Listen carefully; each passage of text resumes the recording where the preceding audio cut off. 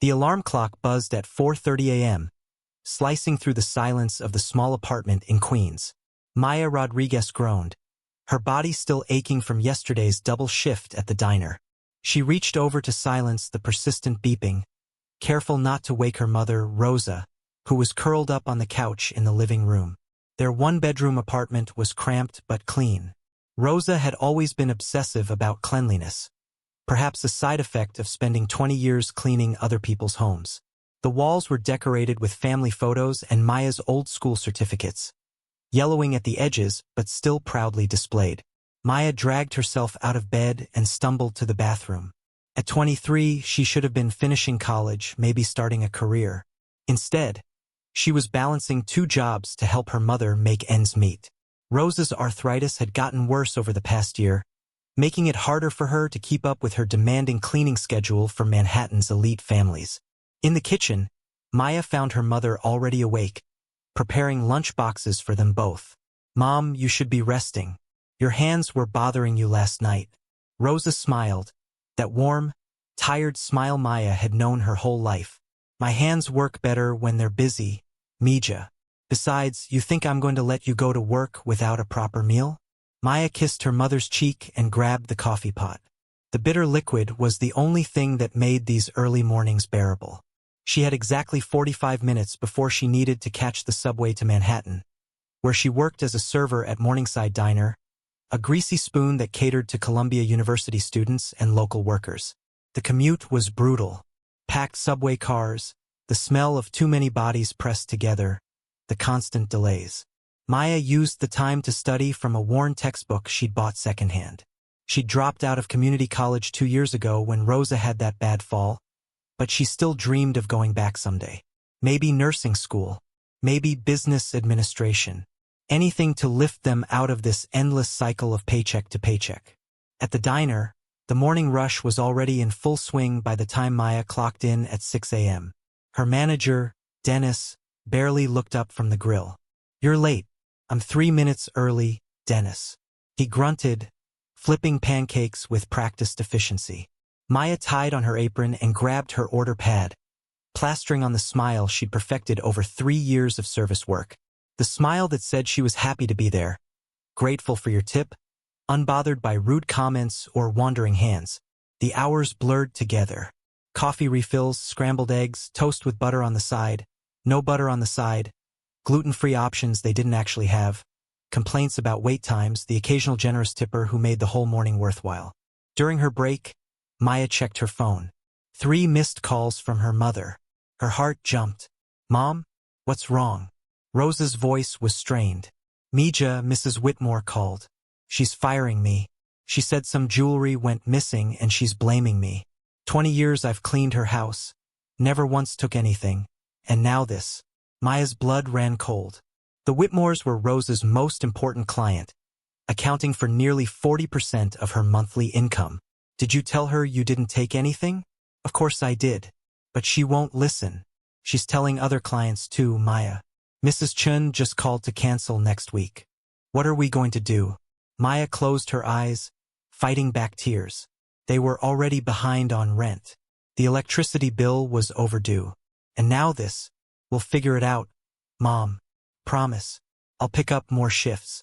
We'll be okay." But as she hung up and returned to the floor, Maya wasn't sure she believed her own words. The American dream her mother had chased when she immigrated from Mexico 30 years ago felt more like a cruel joke. Work hard, play by the rules, and still end up one accusation away from losing everything. The lunch shift was even busier than breakfast. Maya's feet screamed in her cheap sneakers, the ones with cardboard stuffed in the sole to cover the hole. She smiled through the pain, pocketed her tips, and calculated in her head how many extra hours she'd need to work to cover Rosa's lost income. As she refilled coffee for a table of businessmen, one of them looked up at her with barely concealed disdain. "This coffee tastes like dishwater. Are you people incapable of making a decent cup?" Maya's jaw tightened, but the smile never faltered. "I'll bring you a fresh pot right away, sir." People. She wondered what he meant by that. Women? Latinas? Poor people? Maybe all 3. This was her life. This was all it would ever be. Or so she thought. Maya's second job started at 3 p.m. She barely had time to scarf down a stale bagel before rushing to the Upper East Side, where she worked as a cashier at Greenleaf Market, an overpriced organic grocery store that catered to Manhattan's wealthy residents. The contrast was jarring. At the diner, she served working-class people and students. Here, women in $1,000 yoga pants complained about the texture of their kale.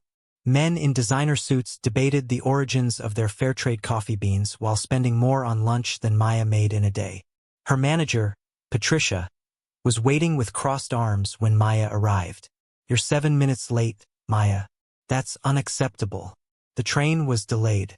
There was track maintenance and I don't want excuses. One more late arrival and we'll have to reconsider your position here." Maya bit her tongue. She needed this job. Both jobs. There was no room for pride when the rent was due. The afternoon dragged on.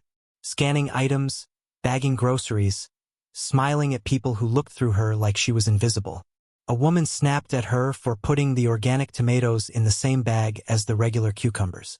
A man complained that she'd packed his eggs on the bottom, even though she hadn't. Around 6 p.m., as Maya was restocking the register tape, her phone buzzed. A text from Rosa. "They're saying I stole a diamond bracelet. Mrs. Whitmore called the police, Mija. I'm scared." Maya's hands trembled. Her mother had never broken a law in her life. Rosa crossed at crosswalks, paid every parking ticket, reported every penny on her taxes. The idea of her stealing was absurd. She texted back quickly, "Don't talk to anyone without a lawyer. I'll be home soon." But they couldn't afford a lawyer. They could barely afford groceries. The evening shift crawled by. Maya's mind raced with worst-case scenarios. If her mother was arrested, if this went to court, if word spread through Rose's other clients, their already precarious situation would collapse completely. At 8:45 p.m., Patricia called her to the back office. "Maya, we've received complaints about your attitude today. Several customers said you seemed distracted and unfriendly." "I'm sorry. I'm dealing with a family emergency and we all have problems, Maya. But when you're here, you represent Greenleaf. I'm writing you up. One more incident and you're terminated." Maya left the office feeling hollow. She'd smiled until her face hurt, said please and thank you until the words lost meaning, and it still wasn't enough. Nothing was ever enough. Her shift ended at 10 p.m. The subway ride home felt endless. When she finally walked through the apartment door, she found her mother sitting at the kitchen table, face buried in her hands, shoulders shaking with silent sobs. "Mom, they're going to arrest me tomorrow, Maya, for something I didn't do. What are we going to do?" Maya had no answer.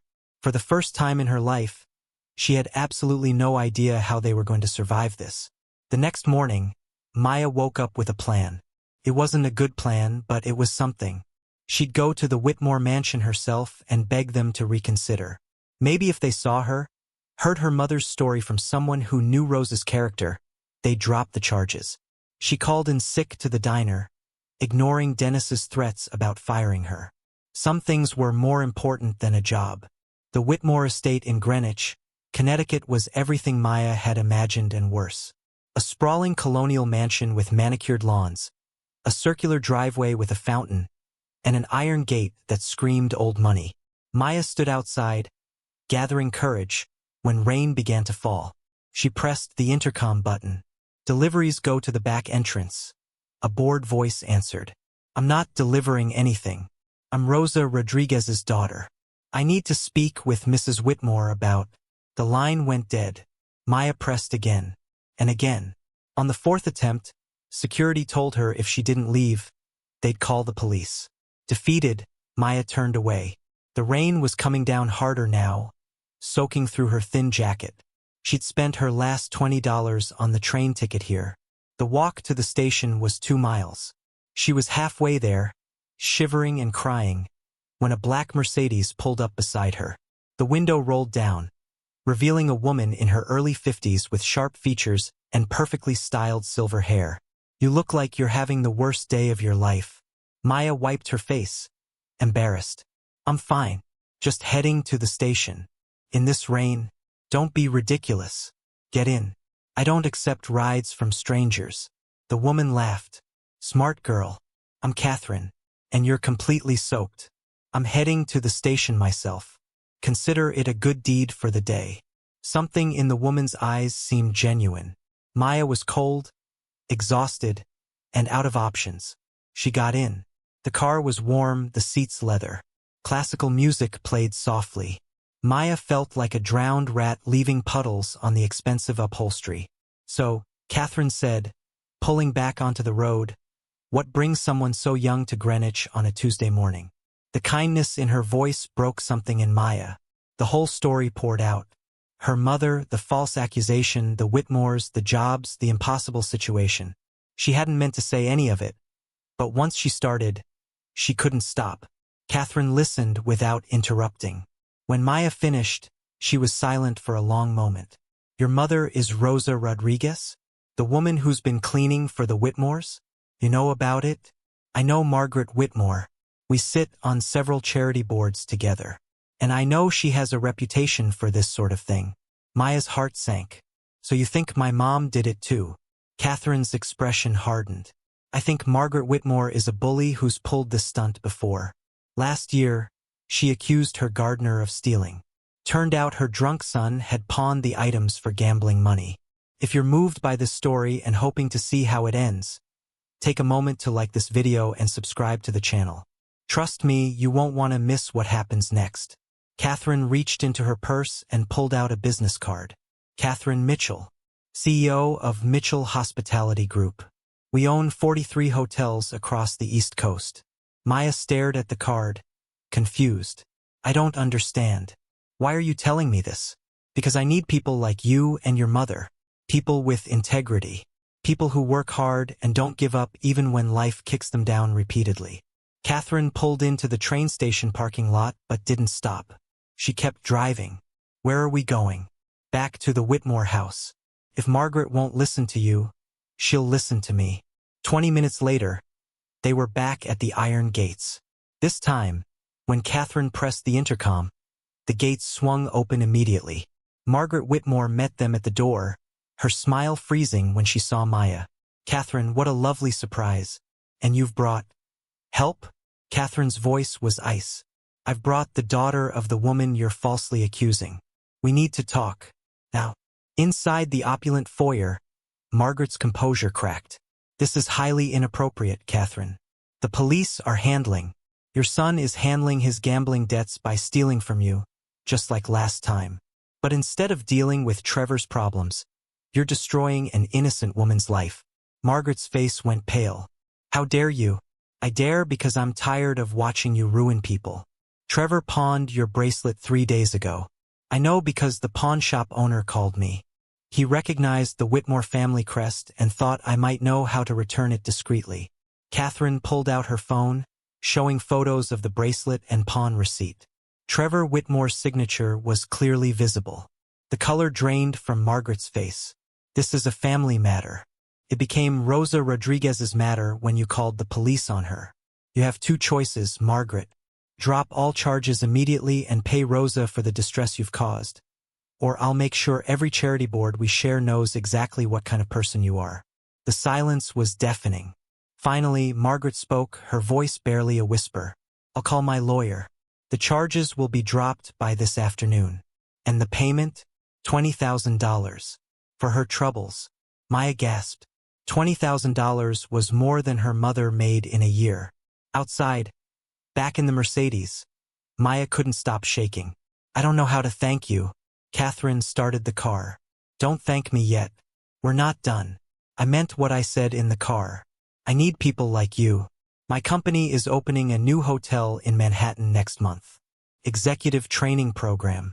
Full benefits, tuition reimbursement for college, starting salary of $65,000. Maya's eyes widened. I'm a diner waitress and grocery store cashier. I don't have experience in. You have something better. You have drive. You protected your mother when she couldn't protect herself. You work 2 jobs and still find time to study on the subway. That's exactly who I need on my team. Catherine handed Maya another business card. Think about it. Call me tomorrow. Maya burst through the apartment door that evening, startling Rosa, who was folding laundry on the couch. "Mom, the charges are dropped." Mrs. Whitmore admitted it was all a mistake. Rosa dropped the towel she was holding, her hands flying to her mouth. "What? How? Mija, what did you do?" Maya told her everything. The trip to Greenwich, the rain, Catherine Mitchell, the confrontation with Margaret Whitmore. As she spoke, Rosa's eyes filled with tears. $20,000? That woman is giving me $20,000? For the pain she caused. And Mom, that's not even the best part. Maya pulled out Catherine's business card, explaining the job offer with trembling hands. Executive training program. Full health insurance. They'll pay for me to finish college. It's everything we've dreamed about. Rosa pulled her daughter into a tight embrace, both of them crying now. Your father would be so proud. God rest his soul, he always said our family was meant for more than surviving. He said we were meant to thrive. The next morning, Maya called Catherine and accepted the position. 2 weeks later, she started at Mitchell Hospitality Group headquarters in Midtown Manhattan. The building was sleek glass and steel, so different from the diner's grease-stained walls or the grocery store's fluorescent lights. Her first day was overwhelming. Office politics, computer systems she'd never used, meetings about quarterly projections and market positioning. But Catherine had assigned her a mentor, a woman named Jennifer who'd started as a housekeeper and worked her way up to regional manager. You'll feel lost for a while, Jennifer told her over coffee. That's normal. Just remember, Catherine doesn't hire people who can't handle pressure. She sees something in you. The learning curve was steep, but Maya attacked it with the same determination that had gotten her through double shifts and sleepless nights. She arrived early, stayed late, asked questions, took notes, absorbed everything like a sponge. Rosa, meanwhile, used part of the settlement money to start her own cleaning business. No more working for people who treated her like property. She hired 3 other women from the neighborhood, all immigrants like herself, and promised them fair wages and respect. One evening, 3 months into Maya's new job, Catherine called her into her office. Sit down, Maya. I want to talk about your future here. Maya's heart raced. Had she done something wrong? You've exceeded every expectation I had. Your supervisor says you're a natural leader. You see problems before they happen and solve them before they become crises. Thank you, Ms. Mitchell. I'm just trying to. Call me Catherine. And I'm promoting you.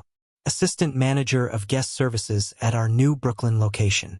$15,000 raise, your own team, real decision-making power. Maya couldn't speak. 6 months ago, she'd been scraping by on minimum wage and tips. Now she had a career, a future, possibilities she'd never dared to imagine. Catherine smiled. You helped a stranger in the rain when you had every reason to give up. That says everything about who you are. Now let's see how far that character can take you.